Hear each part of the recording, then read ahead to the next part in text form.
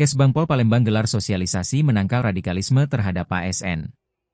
Wujudkan lingkungan pemerintahan yang kondusif, pemerintah Kota Palembang melalui Badan Kesatuan Bangsa dan Politik, Kesbangpol, Kota Palembang, melaksanakan sosialisasi menangkal faham radikalisme terhadap aparatur sipil negara, ASN, Kota Palembang, di Hotel Suwarna Dwipa, pada Senin 24 November 2025.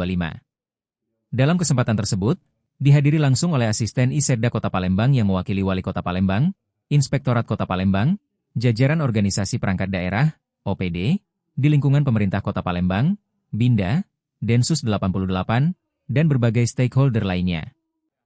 Kegiatan ini merupakan sosialisasi terhadap paham radikalisme kepada para pegawai atau aparatur sipil negara yang ada di Kota Palembang.